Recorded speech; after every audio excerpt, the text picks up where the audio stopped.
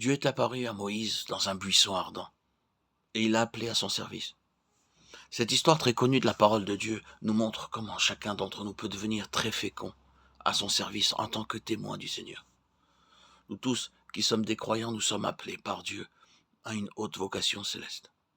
Il nous pardonne non seulement nos péchés, mais il veut aussi que nous le servions en tant que collaborateurs. Car nous sommes ouvriers avec Dieu. Vous êtes le champ de Dieu, l'édifice de Dieu. 1 Corinthiens 3,9.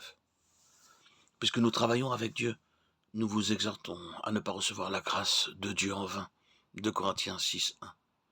Ce privilège n'est pas donné aux anges, bien qu'ils soient puissants. Il nous est dit nulle part dans la Bible qu'ils sont les collaborateurs de Dieu. Mais nous autres, êtres humains, nous sommes appelés à une haute vocation, celle de construire pour Dieu un sanctuaire glorieux, éternel et céleste. C'est un mystère qu'aucun d'entre nous ne peut comprendre par le moyen de la sagesse ou de la connaissance de ce monde.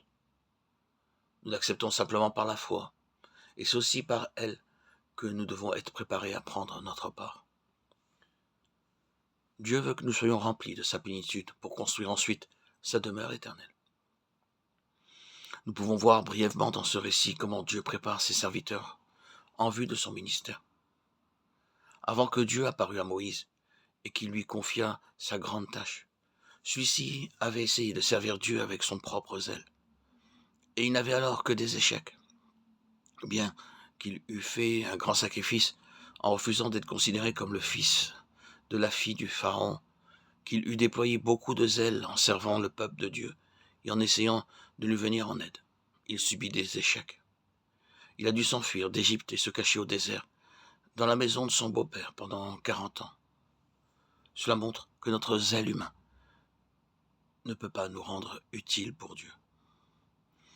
Pendant cette période de 40 ans, Moïse a oublié tout ce qu'il avait appris en Égypte. Avant que Dieu pût l'employer avec puissance et avec fruit, il a dû être dépouillé.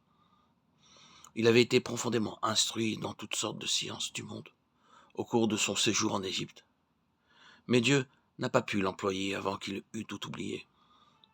Ainsi, aucun d'entre nous ne peut être de quelque utilité à Dieu à cause de ses qualifications, de sa sagesse ou de son habileté. Pour être un vase utile entre les mains de Dieu, nous devons d'abord avoir une expérience personnelle du Dieu vivant et plein d'amour. L'ange de l'Éternel est apparu dans une flamme de feu au milieu d'un buisson. Moïse regarda, et voici le buisson était tout en feu, et le buisson ne se consumait point. Exode 3,2. Dieu lui montra qu'après ce séjour de 40 ans dans le désert avec son beau-père, il était devenu semblable à un buisson desséché. C'est dans ces conditions seulement qu'il pouvait entièrement dépendre de Dieu, de sa parole, pour le servir et le suivre. Le feu dans le buisson lui a permis de voir combien Dieu est saint et combien il désire cependant vivre en nous. De façon symbolique, cela fait allusion à l'expérience de la nouvelle naissance. L'expérience nous montre que rien de bon n'habite en nous. Romains 7,18. Selon les principes et les exigences de Dieu, nous devons être en possession de la justice éternelle pour être ses collaborateurs, à tout jamais, dans son royaume céleste. À moins d'être rendus justes pour l'éternité, nous ne pourrons pas faire partie de ce royaume. Le feu divin dans le buisson symbolise la justice de Dieu. Comme nous le lisons dans Romains 10,3, il y a la justice de Dieu, mais aussi notre propre justice. Moïse s'est efforcé d'être juste devant Dieu, par le moyen de sa sagesse et de son zèle propre pour son peuple. Personne ne pouvait découvrir alors en lui quelque faute. Il était un homme prêt à de grands sacrifices, et il essayait de venir en aide à son peuple. Cela le rendit propre, juste.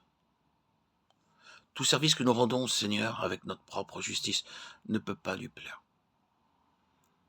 Notre connaissance de la Bible et nos rites ne peuvent pas nous rendre justes. Quand nous acceptons le Seigneur Jésus-Christ comme notre sauveur personnel, il devient notre justice. Selon 1 Corinthiens 1,30, le Seigneur Jésus-Christ lui-même a été fait pour nous sagesse, justice, sanctification et rédemption. C'est avec cette justice que nous pouvons nous tenir pour l'éternité devant Dieu et ainsi accomplir son œuvre.